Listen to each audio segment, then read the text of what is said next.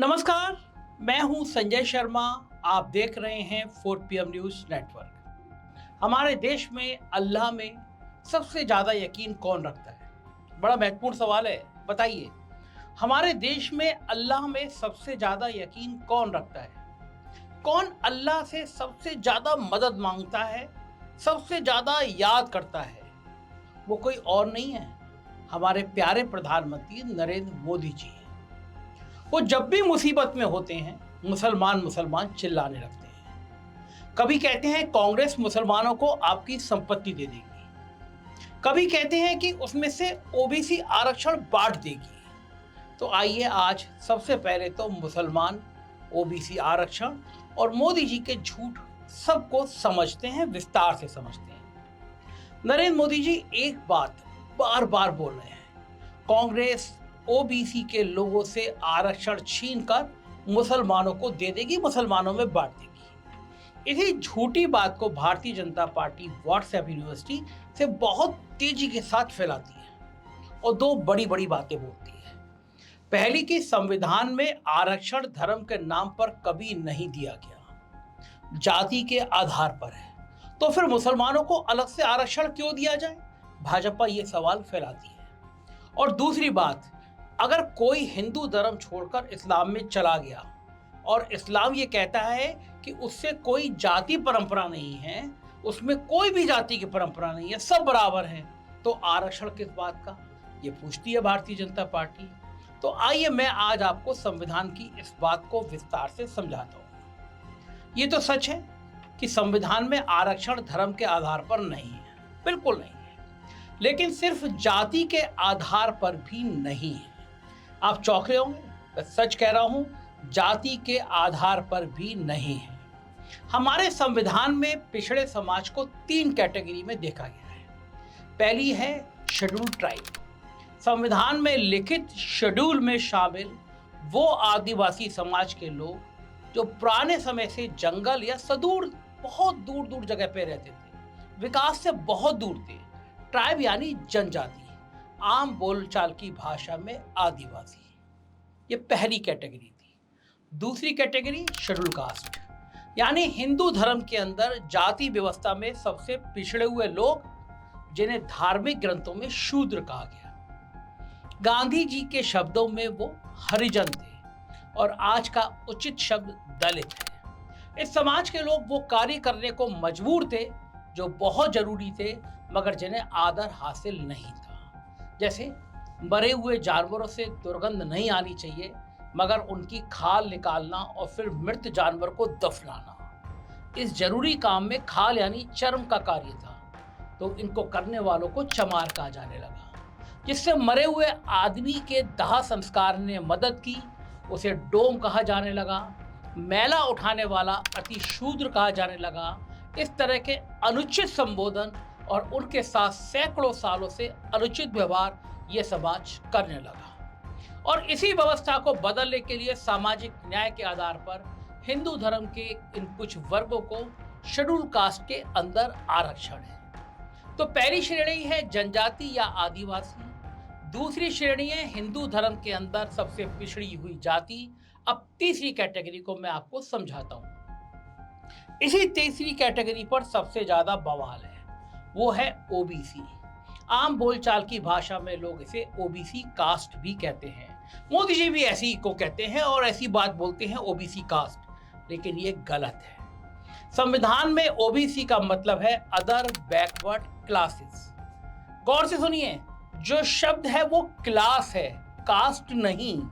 खास तौर पर सोच समझकर हमारे संविधान लिखने वालों ने बैकवर्ड क्लास कहा है, बैकवर्ड कास्ट नहीं कहा है। कोई आपको बताता नहीं है ये बात।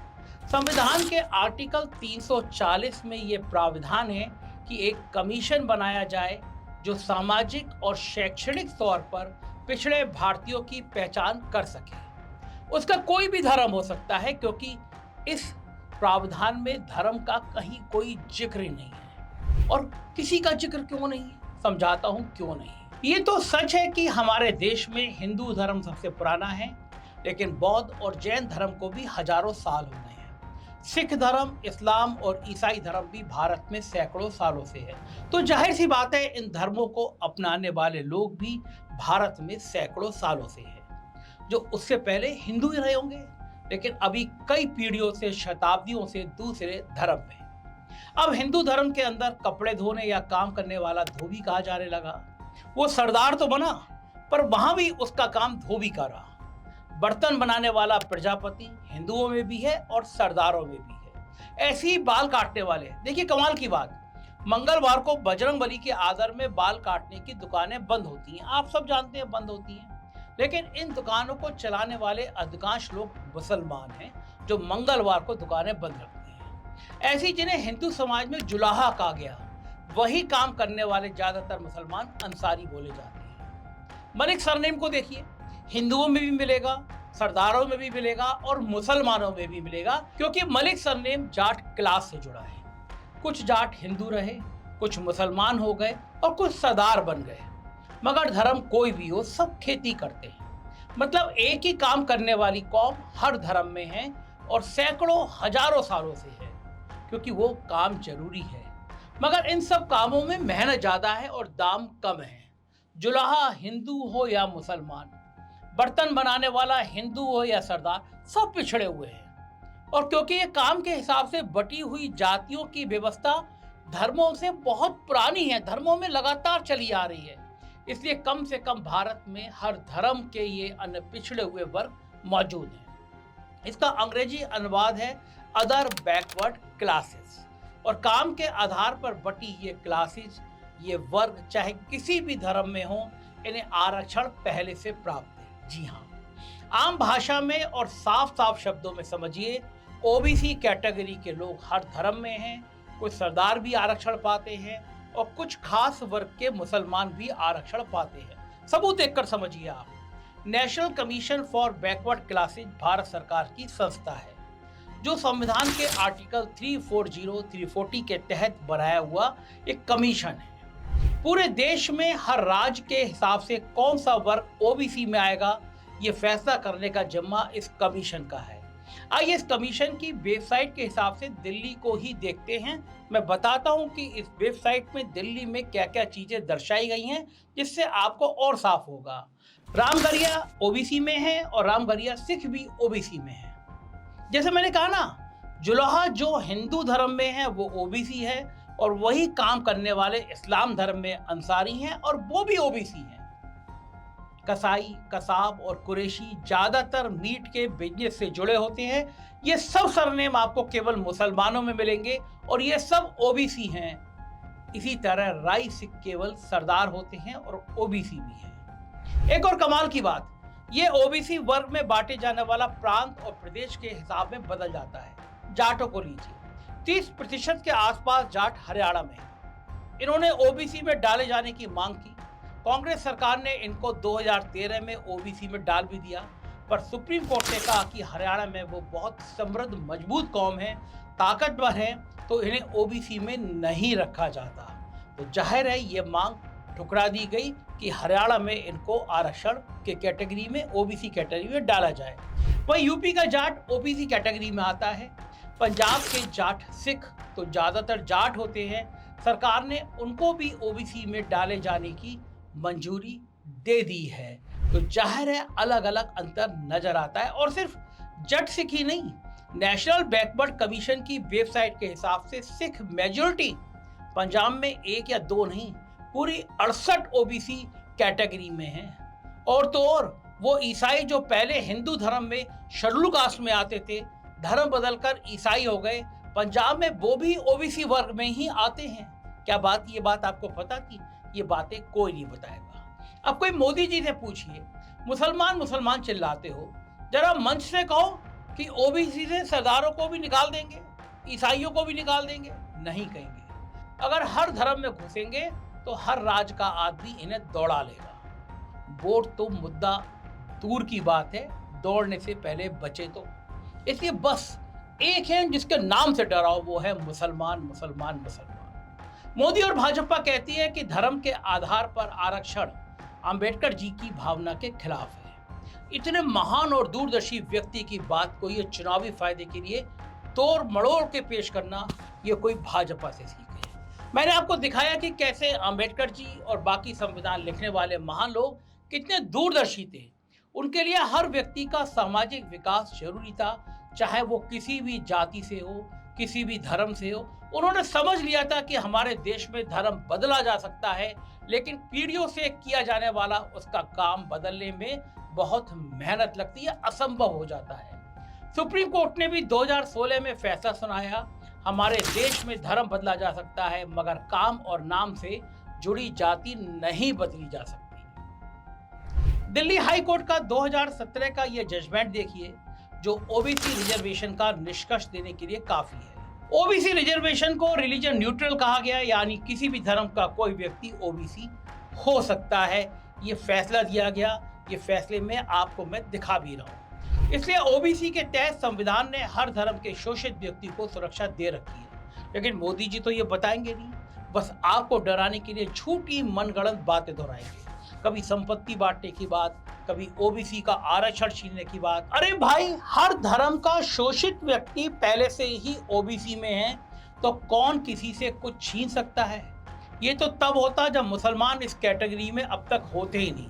पर सरदार, ईसाई और बौद्ध लोगों की तरह मुसलमान धर्म की कुछ जातियां पहले से ही ओबीसी हैं। और एक बात और भी कर लेते हैं, जिस आरक्षण के छीने जाने का मोदी झूठा दावा कर रहे हैं, उस आरक्षण से वो दे क्या रहे हैं? ये आरक्षण सरकारी नौकरियों में होता है, मगर कहाँ है सरकारी नौकरियां? सब कुछ तो बेचकर आपने प्राइवेट बिजनेसमैन को दे रखा है, फिर ये नौकरी कहां से देंगे? इंटरनेशनल लेबर ऑर्गेनाइजेशन की पिछले महीने की रिपोर्ट देखिए, देश में बेरोजगार लोगों में 83% युवा हैं। सोच सकते हैं कितनी गंभीर हालत है देश की, इतनी बड़ी संख्या में बेरोजगार युवा। वो लाखों युवा जो कुछ 100-200 भर्तियों के लिए सालों साल मेहनत कर रहे हैं, उसे पता है कोई और ऑप्शन ही नहीं है। हर साल यूपीएससी की परीक्षा में 10 लाख से ज्यादा युवा बैठता है, और नौकरी कितनी होती है? 1000 या उससे भी कम। फिर भी दिल्ली के मुखर्जी नगर और राजेंद्र नगर में अपनी जवानी ये युवा गला रहा है, क्योंकि पता है कि कोई और ऑप्शन है ही नहीं। नाले पे बैठकर गैस देखेगा या फिर पकौड़े तलेगा। वो लाखों युवा जो पहले हर साल फौज में परमानेंट सैनिक बनने का सपना देखते थे, मेहनत करते थे, 4 साल की अग्निवीर योजना ने उनके पेशेंस को खत्म कर दिया है। हरियाणा को फौज में सैनिक भेजने के लिए जाना जाता था, उसी हरियाणा में अग्निवीर स्कीम की वजह से 70%, जी हाँ 70% युवा आगे आ ही नहीं रहा है। क्या खतरनाक और खौफनाक बात है। हरियाणा का युवा गुस्से से भरा हुआ है, और जो थोड़ी बहुत वैकेंसी निकलती है उन्हें भी पेपर लीक की घटनाएं खा जाती है। पिछले 5 सालों में 15 राज्यों में 41 बार पेपर लीक हुए हैं। 1,40,00,000 युवा इन भर्तियों में शामिल हुए थे। इन सबके भविष्य का क्या? मोदी जी से किसी ने यह असली सवाल पूछ लिया तो उन्हें पसीना आ जाएगा। इसलिए पत्रकार, जो कथित पत्रकार है, पूछते हैं, मोदी जी आप थकते क्यों नहीं हैं? आप आम काट के खाते हैं या चूस के खाते हैं? आप बटुआ रखते हैं या नहीं रखते हैं? ऐसे सवाल पूछते हैं। इसी साल की 17 और 18 फरवरी को यूपी में कांस्टेबल की भर्ती के लिए पेपर हुआ। सोचिए कितने युवा उस एग्जाम को देने आए होंगे। 1 लाख नहीं, 10 लाख जी नहीं, 20 लाख नहीं, पूरे 48 लाख। और फिर हुआ क्या? पेपर हुआ और भर्ती का पेपर लीक हुआ। लीक होकर सोशल मीडिया पे घूम रहा है। यूपी गवर्नमेंट ने रिक्रूटमेंट बोर्ड के चेयरमैन को हटा दिया, मगर क्या ये एक आदमी की जिम्मेदारी थी या फिर पूरी सरकार की? अब उन 48 लाख युवाओं का क्या होगा? कोई है बताने वाला? कोई ये बात बताने वाला नहीं, और कोई ये बात पूछने वाला नहीं है कि आखिर युवाओं के साथ ये खिलवाड़ क्यों हो रहा है। सरकार सबका भविष्य बर्बाद कर रही है। इसे ठीक नहीं करेंगे मोदी जी? कब रुकेगा पेपर लीक का धंधा? कब होगी ज्यादा सरकारी भर्तियां? कब तक युवा रहेगा बेरोजगार? इन सवालों के जवाब मोदी जी के पास नहीं है। इसके बारे में वो कुछ बोलेंगे भी नहीं। बस मुसलमानों के नाम पर लोगों को डराना आता है मोदी जी को। मोदी जी के झूठ के चक्रव्यूह से बचना है तो आज यहाँ से 2 बात आप अपने साथ लेकर जाइए।